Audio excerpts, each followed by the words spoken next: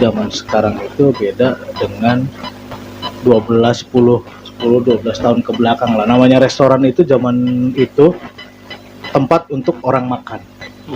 Dan gitu, yang selfie itu jarang. Zaman masih kalau muslim masih Allahumma barik lana. Sekarang kan foto dulu baru. Dan itu bagus loh. Itu tuh marketing gratis loh.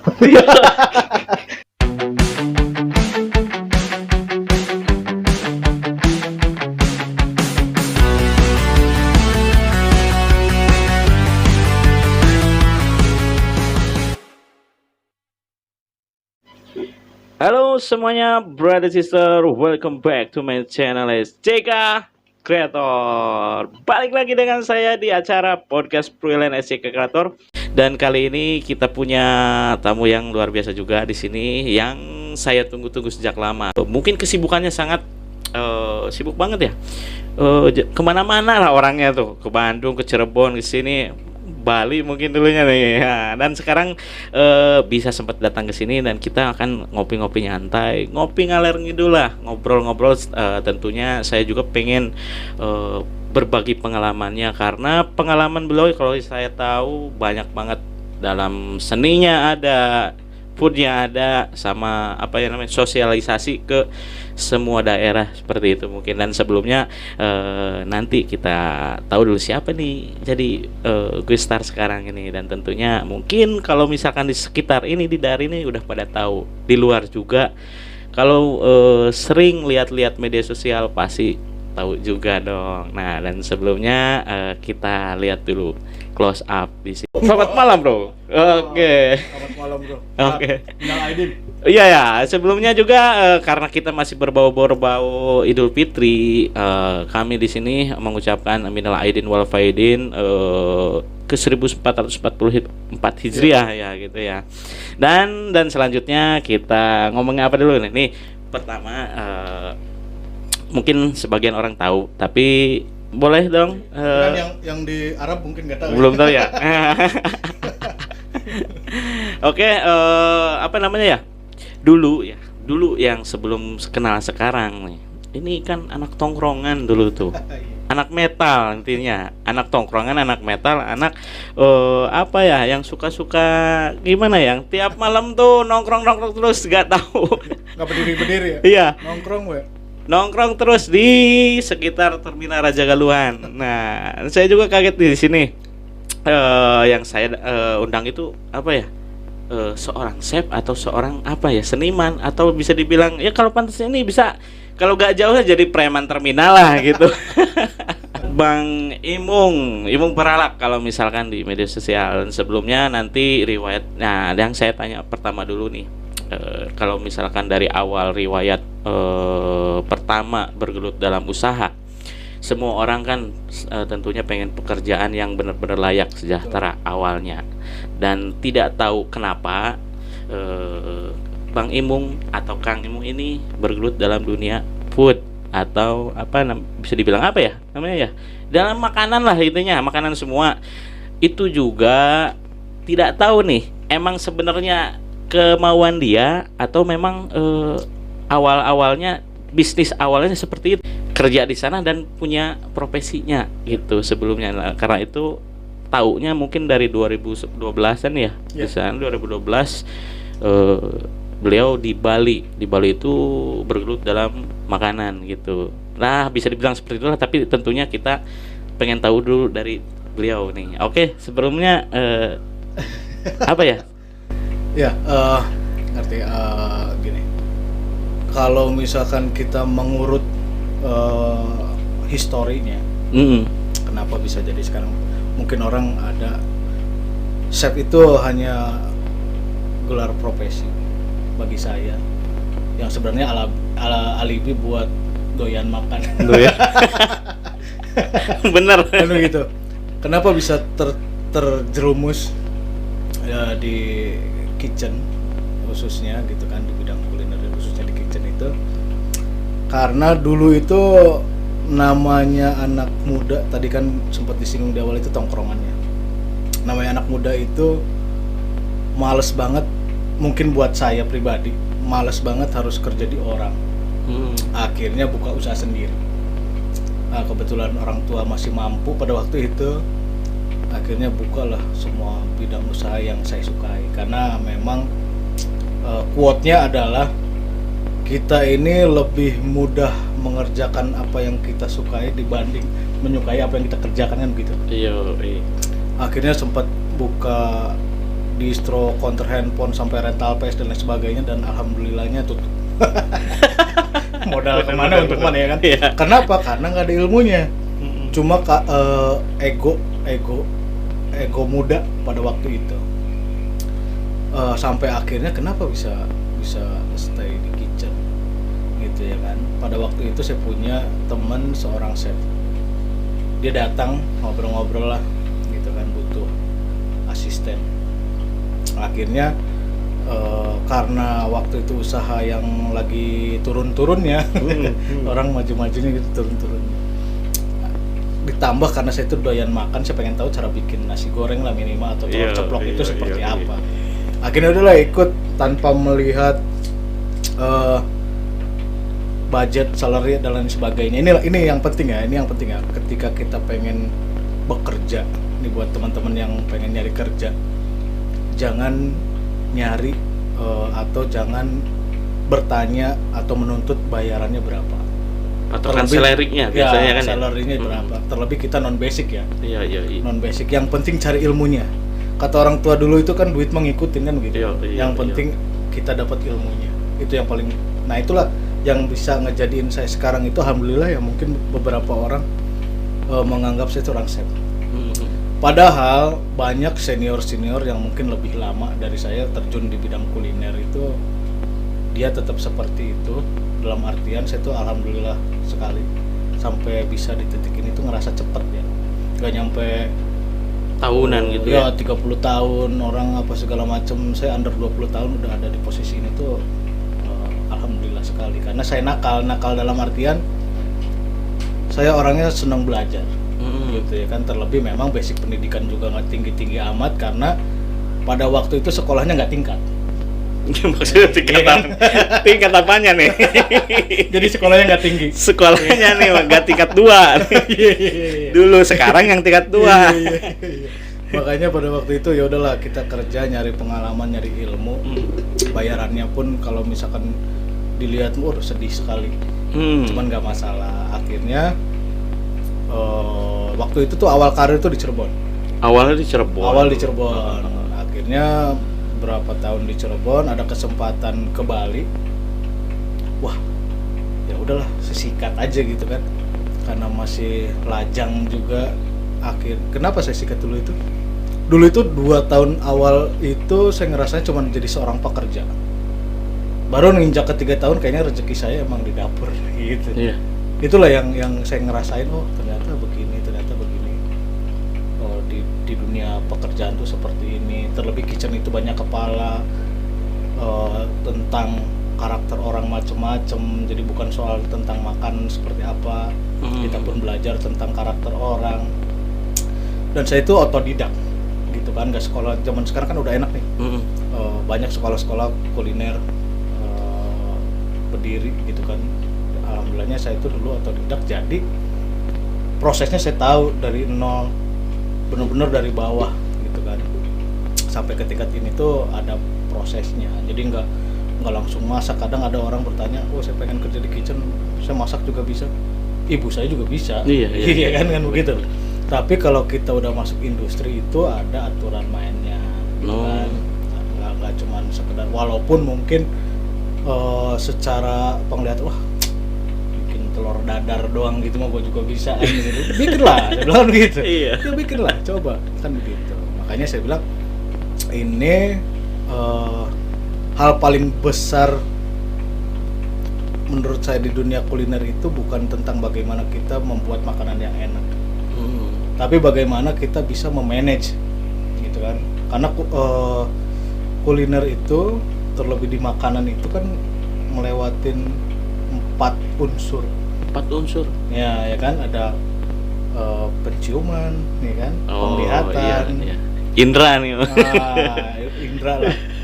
Terus gimana kita bisa memanage waktu, terus ada plating juga, jadi itu harus selaras lah. Oke.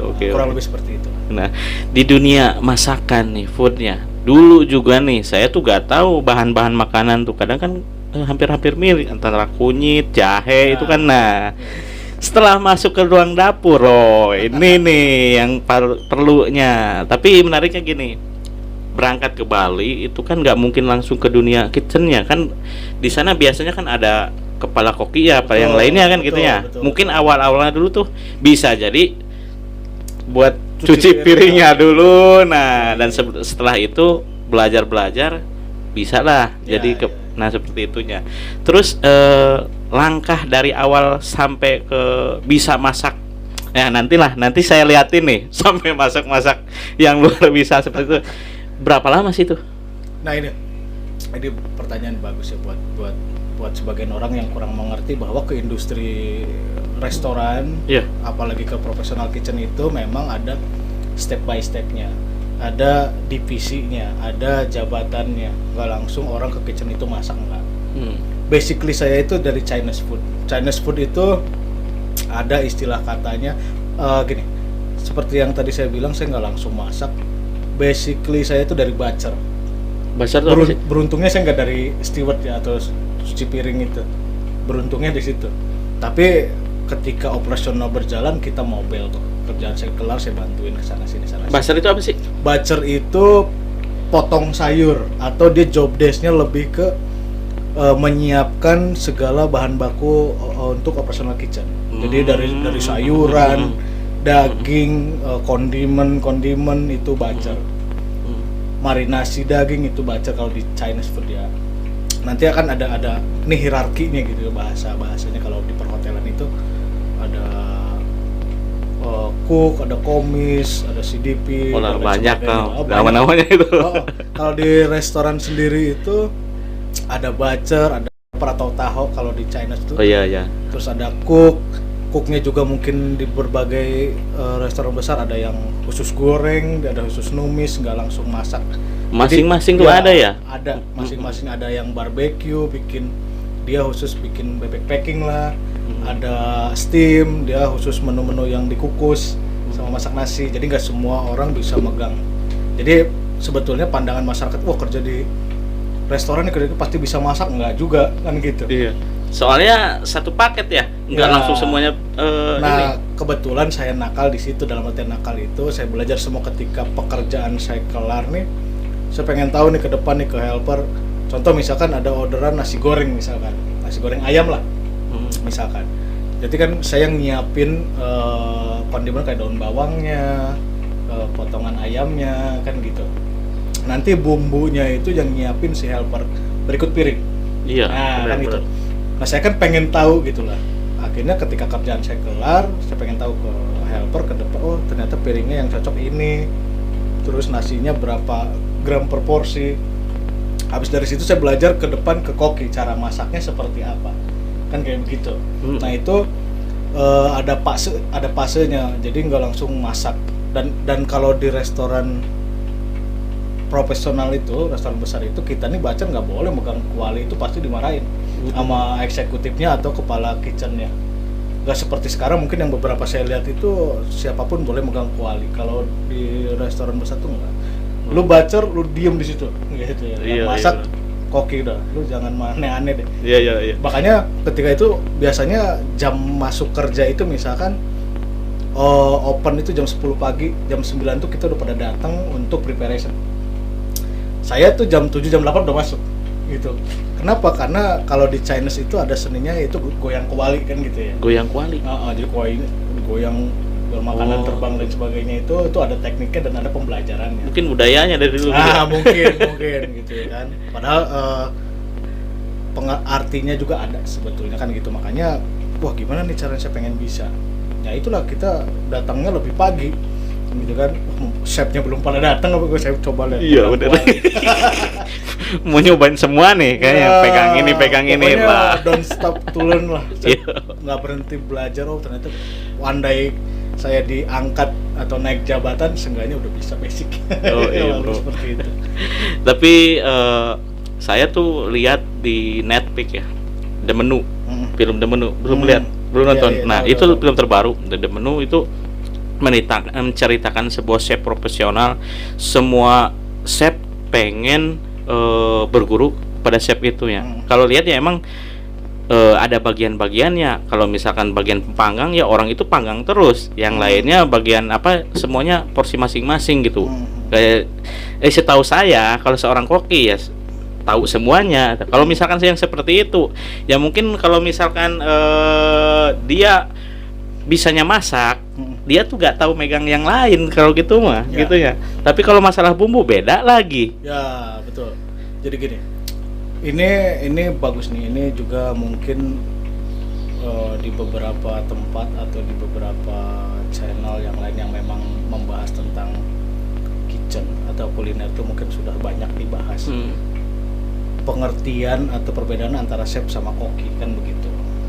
Ini pun beberapa tahun setelah saya menggeluti barulah mengerti kan begitu apa itu seorang chef, apa itu koki kan begitu. Dalam profesi pekerjaan gitu ya kan, chef itu nggak masak, dia itu job desk-nya lebih ke manajerial kitchen-nya. Nah, dia yang ngurusin semuanya lah, termasuk ada food cost di situ, gitu ya kan. Terus ada menu-menu baru dia. Nah, yang masak siapa ya? Koki, gitu. Makanya, tapi harus si chef ini atau misalkan head kitchen ini dia harus tahu semua operasional kitchen, gitu kan. Contoh misalkan kita bikin satu restoran yang memang menyediakan berbagai menu. Contoh ada misalkan ada bakaran, dia pun harus paham tentang menu bakaran itu. Ada pastry-nya, dia pun harus ngerti tentang pastry-nya, cara bikin kue dan lain sebagainya. Kemarin keren tuh si siapa tuh yang cewek itu? Siapa tuh? Dia juga otodidak kan? Iya, awalnya. Oh, Ruli ya. Ruli ya, itu keren. Ntar saya cari deh. Saya Yo. cobain. Ntar saya cobain. Barangkali bisa kolaborasi. Iya, kan? bisa juga. Kurang lebih seperti itu. Nah, banyak yang salah mengartikan itu di industri pekerjaan zaman sekarang, khususnya di bidang F&B itu orang nyari chef atau nyari koki, tapi semua harus sama-sama dikerjakan, kurang lebih seperti itulah. Makanya tadi saya bilang kadang saya pun masih merasa kurang pantas dipanggil saya Bapak segala macam. Nah, Karena tapi apa? sebelumnya tanya dulu ya. Boleh. Chef itu ya. Chef itu berarti profesi ya, status ya. Ya. Nah, betul. julukannya chef itu apakah emang dipanggil chef tuh ada sebuah piagam, sertifikat atau apa sih? Betul. Sebetulnya memang kalau misalkan, makanya tadi saya bilang ya banyak sekolah kuliner zaman sekarang itu sertifikat atau apa segala macam itu memang ada juga yang nggak ada, tergantung kebutuhan kita lah. Cuman sama kayak misalkan gini, sertifikat itu sama kayak ijazah tanda kita pernah belajar di situ kan begitu. Banyak juga sebetulnya koki-koki lokal atau chef-chef lokal yang menurut saya nggak harus ada punya sertifikat kan begitu. Yang penting pengalaman kerjanya ada dan dibuktikan di lapangan sesuai dengan kemampuan dia kan begitu. Makanya kalau saya dulu nge-hire orang itu, ketika ngelihat CV orang itu, misalkan dia ngelamar jadi cook atau jadi apa, saya nggak pernah ngelihat CV-nya. Saya langsung lu langsung dah cobain di kitchen, kita langsung praktek aja, nggak usah. Iya. Kenapa? Karena gini, bagi saya tulisan itu bisa berubah, bisa diubah. Nggak ada orang ngelamar kerja dijelek-jelekin, nggak ada. Iya. Tapi kan, ya kan. Tapi kan bukti nyatanya itu di lapangan. Karena saya orang praktisi, orang lapangan, ya udah lu kita sparring aja di lapangan. Pengen lihat nih kayak gimana lu bikin. Iya, bro. Nah, kalau sesuai kebutuhan kita udah sikat, tinggal nego aja. Kayak gitu. Penting sertifikat itu penting untuk menambah kepercayaan, legalitas kepercayaan ya. klien Seorang gitu. perusahaan juga ya. Tapi di sini loh, restoran mana sih atau rumah makan mana sih yang nggak tahu ini nih Sepimong ini nih, karena dari ujung ke ujung pasti udah didatangi atau apa ya namanya ya, jangan gak dipuji dong. ya seperti itu ya, dari ujung ke ujung lah, dari sekitar Cirebon, Majalengka gitu ya. Ini yang saya tahunya kan masakan tuh kan beda-beda ya. Betul. Tiap negara tuh. Di sana di Bali ada kan masakan Prancis, Rusia yang seperti itu. Ada seperti itu juga kan? Ada. Nah, kalau di sini ini masakan kan mungkin dominan Indonesia. Betul. Kalau dari ujung ke ujung ada nggak sih masakan yang luar berbau-bau luar tuh? Makanya gini. Pengalaman kemarin-kemarin betul, aja. Betul. Kita ini kan apa istilahnya? Kalau bahasa ekonominya itu apa ya? Apa sih, Main? Nggak tahu ya. Ya udah. Jadi memang ada bukan barter, apa istilahnya? Kita pun memang harus bisa mengenalkan budaya-budaya dunia itu gitu kan. Setidaknya seumur hidup sekali kita pernah nyobain. Cuman pertanyaannya originalitas atau enggak produk itu kan. Iya gitu. Contoh misalkan teh manis lah kan gitu ya kan. Teh manisnya ini benar-benar teh manis Jawa, benar-benar atau sekedar teh manis kan. Itu yang jadi pertanyaannya. Karena apa? Ini ngerujuk pada zaman modern untuk saat ini ya. Sebetulnya zaman sekarang itu serba dipermudah, akses tuh banyak gitu ya kan. Makanya untuk pekerja yang cukup lama kayak saya ini kayak kurang laku kan gitu. Kenapa? Karena lu mau bikin apa aja sekarang di internet banyak. Iya ya tutorial kan? banyak. Nah, kita mau gue pengen nyobain makanan luar negeri deh, tinggal ketik apa segala macam keluar bikin tuh sendiri. ya kan, sendiri. Tapi kan bahan-bahannya nggak ada. Akhirnya mungkin para pebisnis melihat celah itu.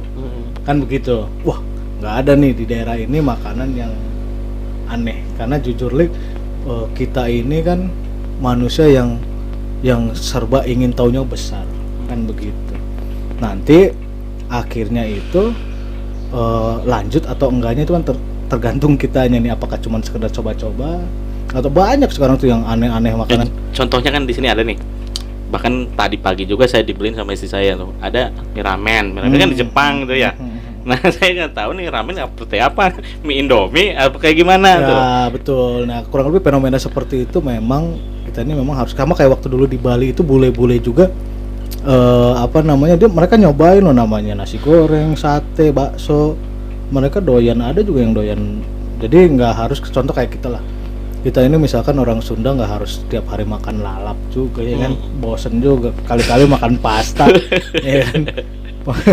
Nggak apa-apa. Jadi kan kita itu keberagaman khususnya di bidang kuliner. Di Perancis tuh makanannya seperti apa, ternyata masuk nggak ke lidah. Makanya kan banyak event-event atau apa segala macam bergerak di bidang kuliner itu banyak buat mengenalkan gitu ya kan. Nggak hanya cuman budaya daerahnya tapi dari makanannya juga. Kita ngelihat misalkan kayak rendang itu makanan paling oke loh, salah satu se-Indonesia ya? Bukan se-Indonesia. Di dunia juga udah diakui loh. Rendang nomor 1 ya? Iya. Stick nomor 1 bro, kalau nggak tahu iya. lihat di YouTube. Stick Indonesia itu nomor 1 makan pertama. Makanya dulu waktu main bola itu, waktu dapat penalti saya lupa nggak direndang gitu. Malah ketendang. Gokil bro. Tapi mau lanjut pertanyaan sebelumnya. Nah, kalau di sini nih ada gak sih dari restoran yang ada makanan Itali yang sejauh ini nih? Banyak. Di sini ada. Banyak. Coba lah main-main ke Cirebon juga banyak. Ke Cirebon tuh banyak. Cuman yang saya lihat itu zaman sekarang itu beda dengan 12 tahun ke belakang lah. Namanya restoran itu zaman itu tempat untuk orang makan. Dan gitu. Yang selfie itu jarang. Zaman masih kalau muslim masih Allahumma barik lana ya. Sekarang kan foto dulu baru doa. Dan itu bagus loh. Itu tuh marketing gratis loh. Iya kan? Iya. Nah, makanya saya bilang gini, zaman sekarang ini bisa dibilang itu adalah usaha bisnis properti sebetulnya. Karena kenapa? Kompetitornya semakin kesini makin banyak di bidang kuliner itu gitu kan. Saya perhatiin tuh datang dari tempat satu tempat lainnya itu makanan nggak jauh beda kok. Yang membedakan itu adalah tempat, suasananya. Kan begitu. Dari segi bisnis itu nggak masalah, kan begitu. Selagi tempatnya nyaman, sesuai aturan dan sebagainya itu oke aja gitu kan. Makanya kalau misalkan kita mengkotak-kotakan pun ada. Dan saya tuh untuk sekitaran sini ya, Ciayu, Majak Kuning mungkin ya, saya belum nemuin something new tentang menu-menu yang baru buat saya gitu kan. Mungkin buat sebagian yang yang bukan bidangnya atau misalkan bukan pekerja itu mungkin ini baru nih. Contoh deh, sekarang ini banyak terlebih UMKM mungkin ya, mulai berjualan menu-menu restoran.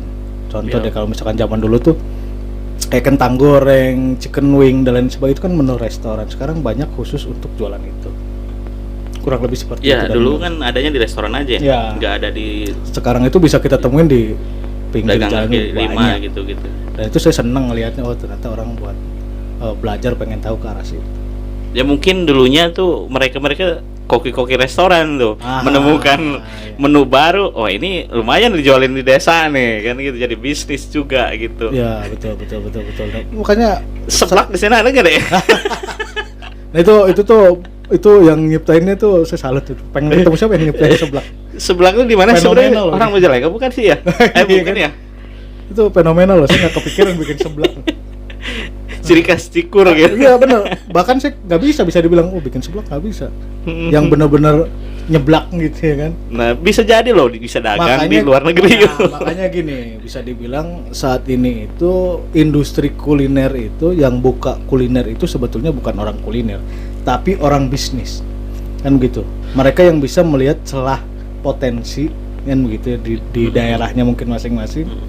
Akhirnya membuat atau menciptakan, terlebih zaman sekarang itu kan zaman digital, nge-brandingnya tuh mereka bisa, itu keren gitu kan. Makanya jangan heran kalau misalkan kita makanannya mah gitu-gitu aja, kalau tiap kafe satu ke kafe satu atau restoran satu gitu-gitu aja lah, cuman tempat yang beda. Sekedar saran nih kalau misalkan pebisnis atau pengusaha gitu ya, rata-rata kan pengen membuka usaha kuliner gitu. Di sini kan dilihatnya tuh sebenarnya bukan makanan ya, Betul. mungkin tempatnya seperti apa, makanan mungkin kedua ya, apa keberapa ya? Jadi kan sebetulnya itu bisa dibilang kita kan jual jasa sebetulnya, karena kan ada juga yang orang banyak juga tempatnya jelek tapi rame makannya gitu ya. Nah makanya ini pengen tahu kuncinya nih. Wah. Kuncinya itu sebenarnya mana dulu yang diutamain, diprioritasin? Sebenarnya gini, kalau kita membedah itu ya, yang jadi kunci utama sampai sekarang saya pun belum bisa itu adalah konsistensi. Itu yang paling penting menurut saya, karena konsistensi itu nggak mudah, banyak unsur di dalamnya. Contohnya kayak misalkan sabar, syukur, tekun, itu di konsistensi. Contohnya ada misalkan rumah makan atau kuliner yang berdiri sejak tahun 60 nggak pegel apa nggak duduk rebahan dulu apa bagaimana berdiri lama amat sampai sekarang kan begitu. Tapi kan dia itu konsistensinya loh. Saya pernah lihat di podcastnya sama Rian ya kalau nggak salah tuh. Dia ngebahas tentang Yakult dan lain sebagainya. Dia satu produk tapi bertahan. Itu konsistensinya. Banyak orang yang kurang bisa ke arah situ, termasuk saya gitu kan. Kadang kita nih kalah sama nafsu, sepi dikit udahlah kan gitu kan, sepi dikit udahlah, pengennya rame mulu ya kan begitu. Nah itulah konsistensinya sebetulnya yang bikin usaha lancar itu, di samping ada mamang Mang Dana. Konsistensi lah yang paling menurut saya ya, menurut saya pribadi itu konsistensi. Soalnya karakter orang tuh dia tercepat bosan gitu lah kalau Dan yang pengen paling makan ya, itu. betul. Yang paling penting itu gini, kalau kita mau membahas awal mula kita berbisnis, ini sebetulnya saya selalu bilang ke owner dan dibayar. Di sini gua dibayar nggak sih? Enggak ya? Oh, udah.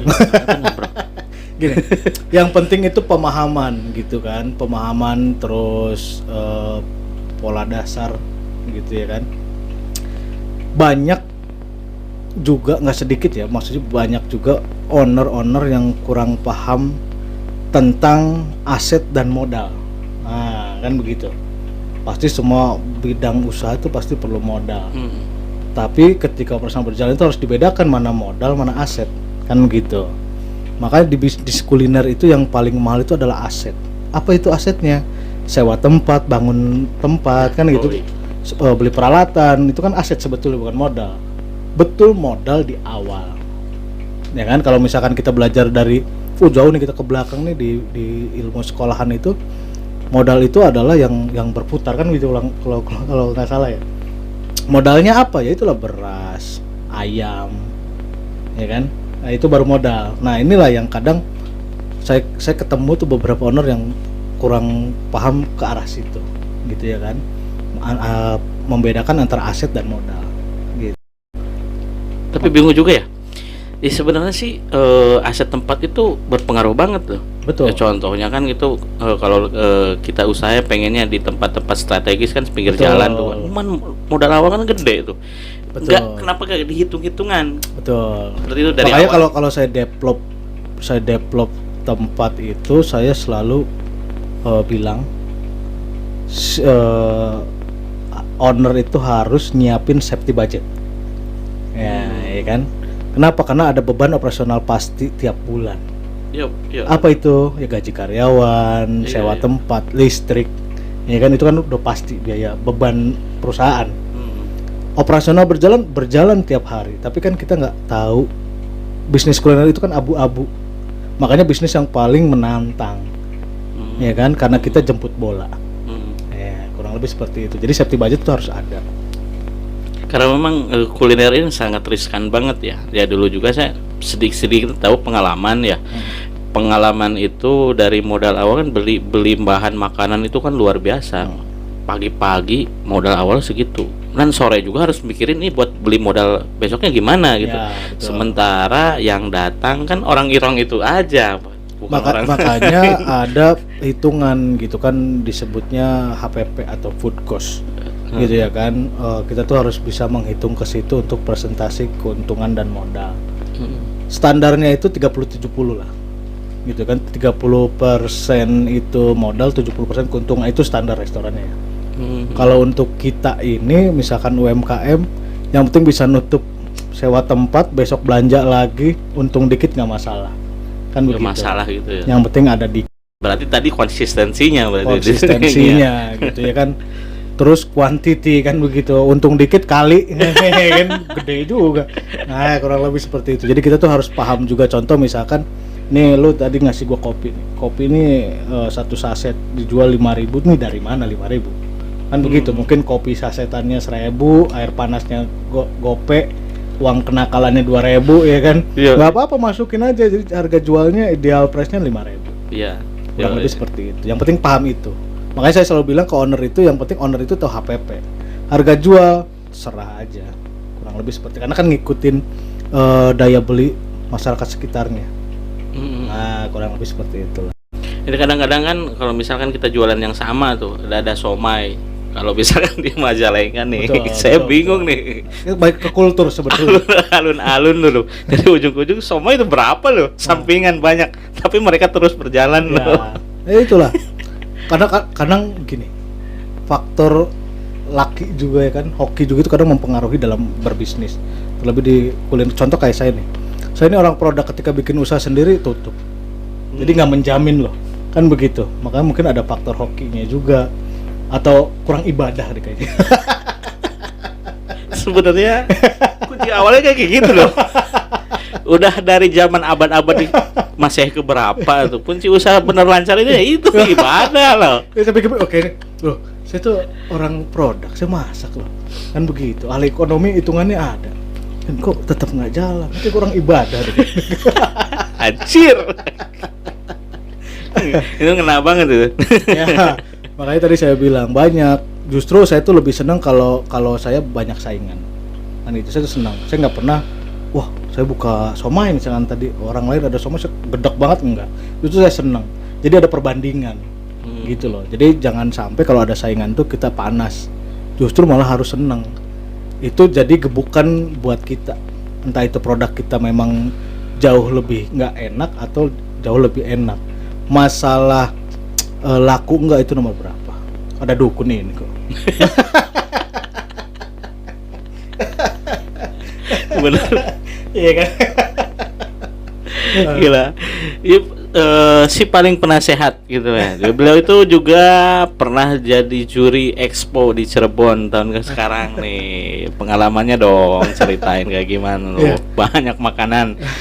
Loh ada juri, siapa nih? Saya pengen tahu ya. Kirain Arnold apa Chef Juna gitu. Mungkin tuh udah setara lah, itu udah lewat kali ya. Balik lagi tato, makanya lu pengen keren di tato lah. besok naik tato Mek. Ini di sini ngebar kuda. Jadi orang mau ngeliat, wah keren nih ada tatonya. Bener nggak juga. Jadi sebetulnya gini, jadi juri itu mudah. Yang sulit itu saya tuh pengen jadi juri. Wah, Ya kan? Benar.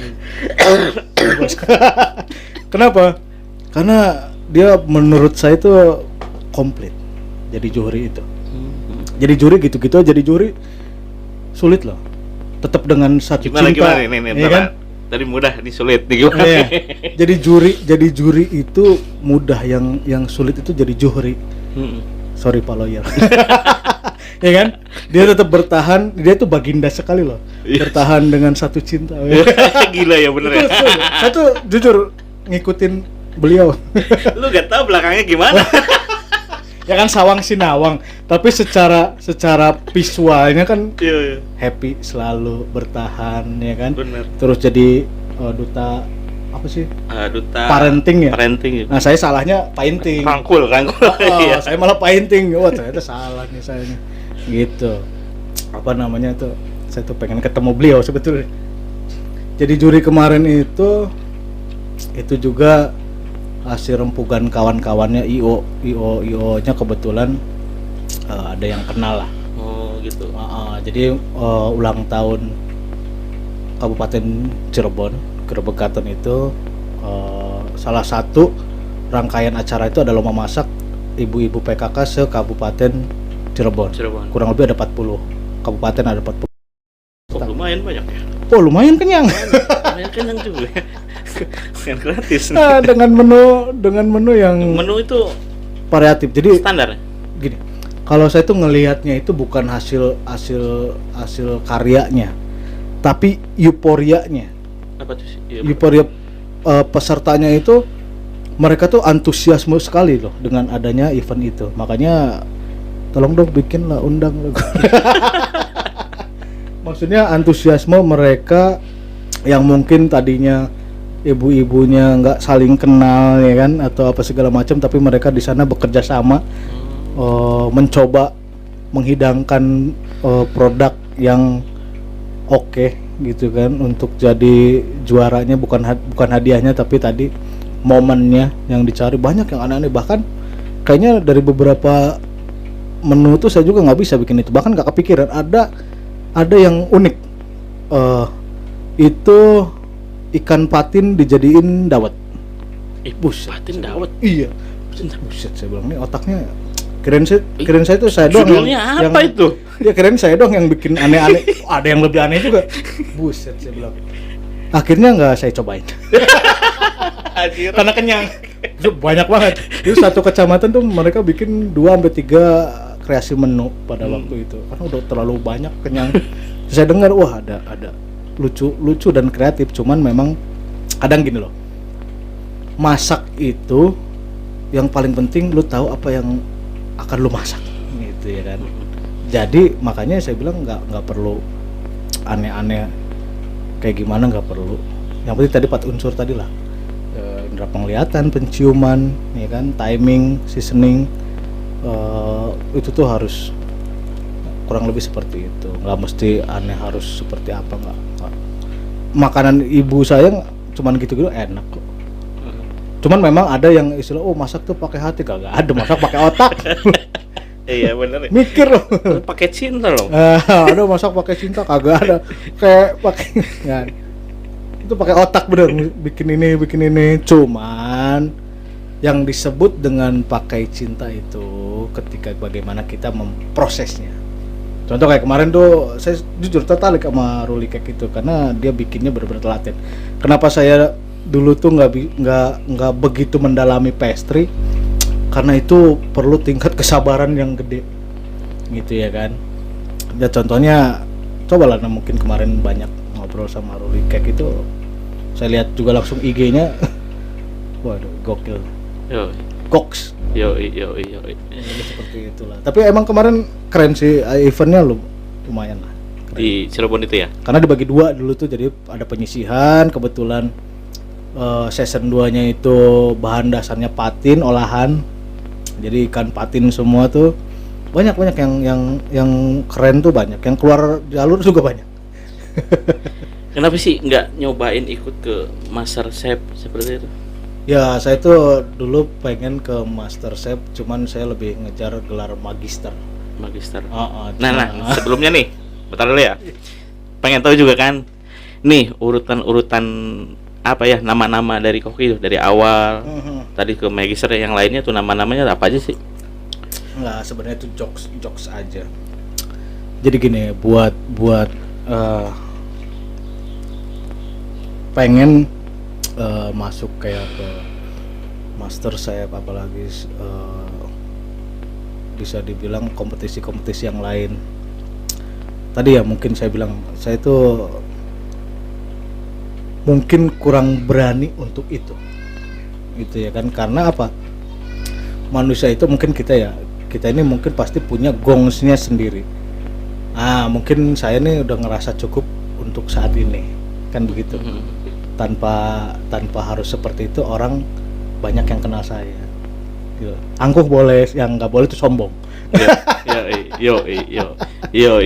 Pengen gitu kan, bahkan beberapa tuh udah ikutan ya, mungkin karena sok-sok sibuknya jadi nggak ketemu waktunya gitu kan.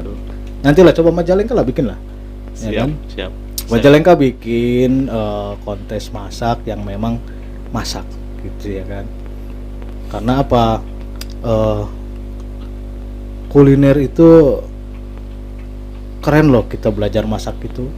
Saya dari masak tuh udah kemana-mana loh, dalam artian kemana-mana itu ke depan bisa ke belakang kayak gitu, udah lumayan dari masak itu.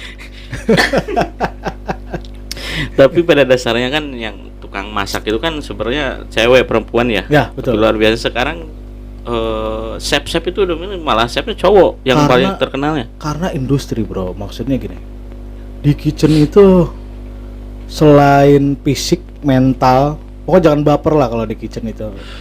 Bahasanya tuh seksi loh di kitchen itu. Apa tuh seksi? Namanya kitchen, terlebih kalau lagi rame itu, waduh segala macam diucapin, segala dilempar-lemparin. Saya kasar loh sebenarnya. Oh iya. Iya kayak siapa sih yang kemarin viral loh? Iya, cuman saya di sini agak kalem aja karena ada kamera. Di belakang kamera saya lempar-lemparin gitu. Yang masak tukang rempah tuh apa sih? Lupa tuh, ada yang viral tuh yang panci dilempar, ini lempar kayak gitu tuh. Cuman beralasan kan gitu. Kenapa seperti itu tuh Pak, harus ada alasannya. Enggak cuman sekedar gimmick atau apa pengen viral. Sebenarnya masuknya ke didikan gitu ya. Ya, jadi gini. Saya lebih suka yang begitu, berarti dia pola pikirnya ada memikirkan kondisi gitu loh. Kita cobalah lu makan kemana makanan lama kesel banget ya kan. Nah itu nih yang harus dibahas nih, penting nih. Nah itulah makanya tadi saya bilang seorang chef itu dia yang bisa manajemen itu semua. Yang masak koki kan begitu. Dia harus bisa memperhitungkan waktu, ya kan. Lebih ada CO masuk dan lain sebagainya. Mana dulu yang makanan tetap terjaga kualitasnya, suhunya dan lain sebagainya, kurang lebih seperti itu. Itu chef kan begitu. Koki masak aja gitu. Nah saya juga kan sebagai apa ya, konsumen lah. Kalau pengen masuk di restoran tuh udah lapar kan, lama tuh paling kesel tuh ya. Bahkan kalau makanan yang makanan besar gitu, waktu sampai 1 jam seperti itu. Betul. Nah, ada antisipasi nggak sih kalau misalkan pengen cepatnya, takutnya nggak masak atau yang lainnya gitu? Bagus. Ini pertanyaan seperti itu sering saya dapat dengar dari calon-calon owner, dan saya selalu bilang kalau lu pengen nanya itu lu transfer gua dulu deh, baru gua jawab.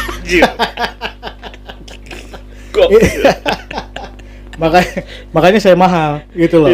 Makanya saya mahal karena memang kerjaan saya untuk itu. Secret banget kayaknya seperti itu nih. Ini rahasia banget loh itu. Nah, karena sebetulnya gini, ada istilah sedia payung sebelum hujan. Cuman yang jadi pertanyaannya, orang mau nggak mengerjakan, kan begitu. Terlebih kalau misalkan menunya reservasi, nggak ada alasan buat makanan telat keluar atau lama keluar sebetulnya. Kalaupun bukan reservasi, ala carte atau reguler pesanan, kenapa itu harus ada trikinya. Itu chef yang berpikir. Gitu. Contoh misalkan apalagi kita cuma jualan 1 atau 2 produk, lama itu nggak masuk akal. Kadang saya pun di kitchen ya, di kerjaan ya, kalau misalkan ada bukan anak buah ya, bawahan lah, saya lebih ngomongnya. Saya nggak suka ngomong anak buah tuh kasar, bawahan lah. Jadi budak ya. Nah, kalau masak lama tuh keselnya tendang-tendangin. Kenapa? Karena kita ini, karena dia itu atau kita ini masak menu yang sama. Kenapa masih lama? Nah, kan begitu. Kalau menu yang beda lama sedikit nggak masalah lah. Kan begitu. Jadi saya selalu pikir kerja sama saya itu simpel. Yang penting lu punya otak, punya telinga. Saya nggak peduli lu punya skill atau apa, nggak peduli. Kenapa? Karena kita teamwork.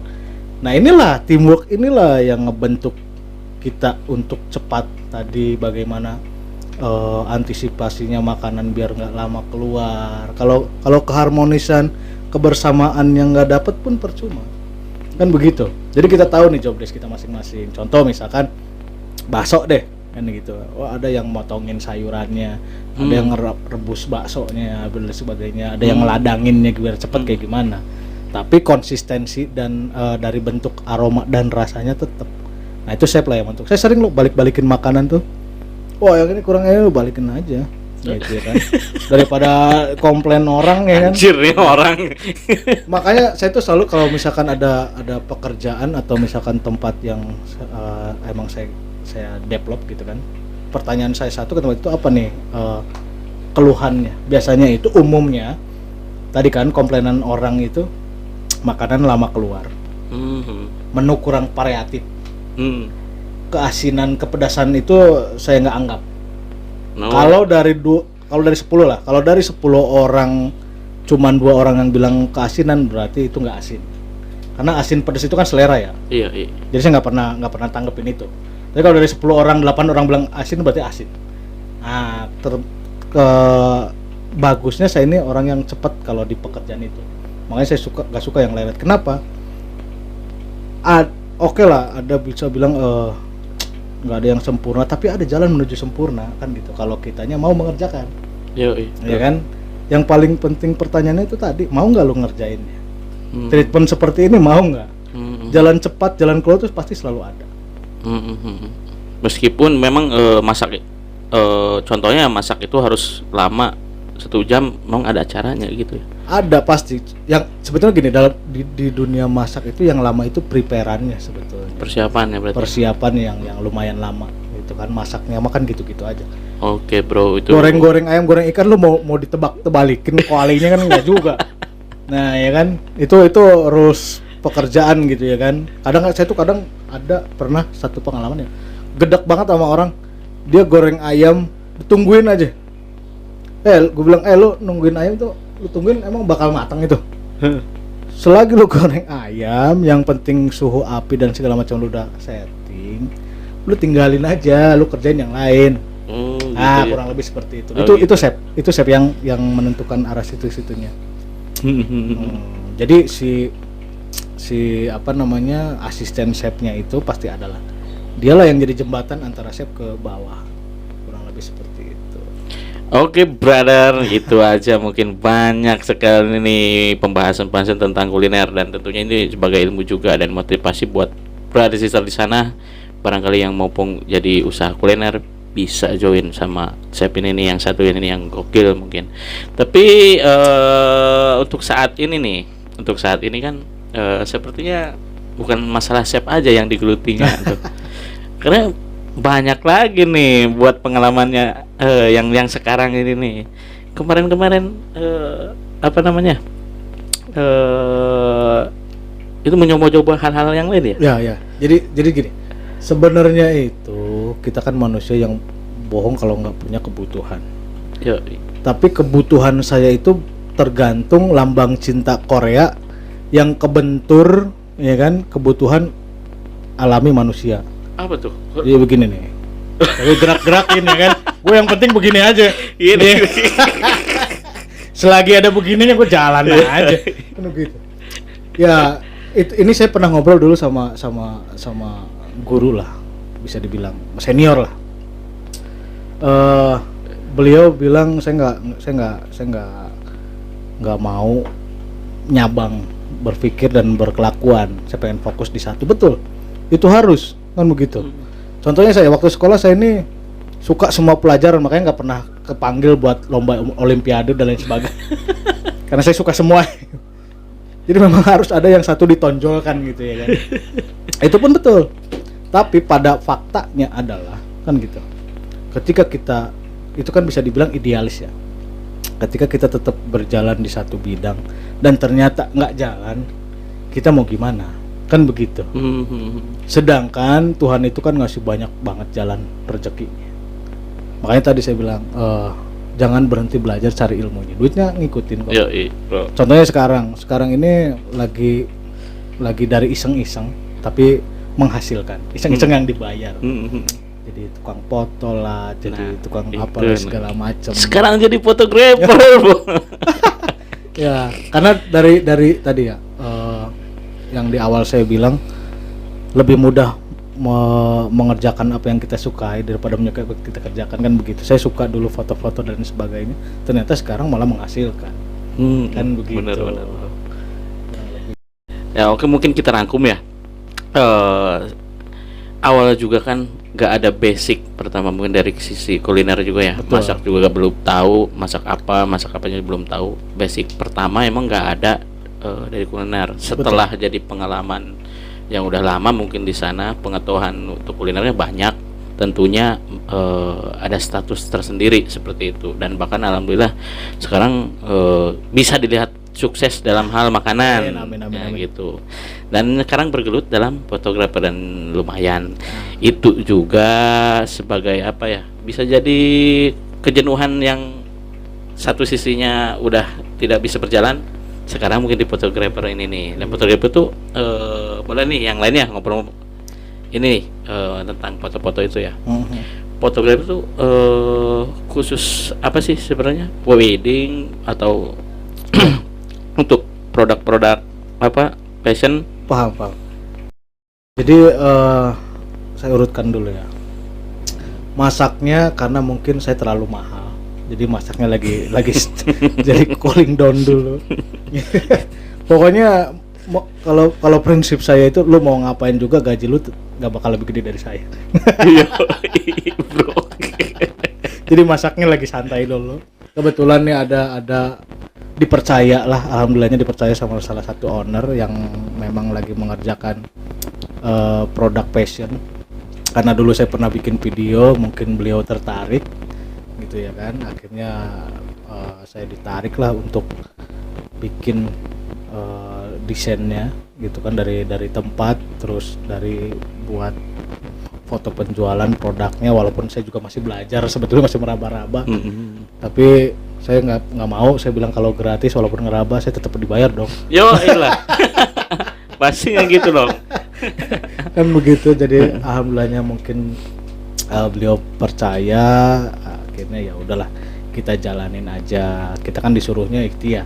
Masalah hasil pasrahin aja mau di atas. Bener. Kan begitu sama GM gitu kan, atau sama siapa, gue pasrah aja. Jadi memang sekarang itu spesialisasinya memang lebih ke foto produk. Gitu. Produknya untuk saat ini ya. Barangkali ada yang mau bikin apa juga boleh lah. Yuk kita Wedding juga ya, bisa lah. Saya senang kok kolaborasi. Yang penting tadi lambang cinta Korea yang kebentur. Iya. Gini loh. Bayaran saya per meter loh. Jadi kalau yang manggil ke Majalengka Kota, Kuningan lumayan juga tuh. Bukan lagi per jam loh, per meter loh. Ya. Kurang lebih begitu.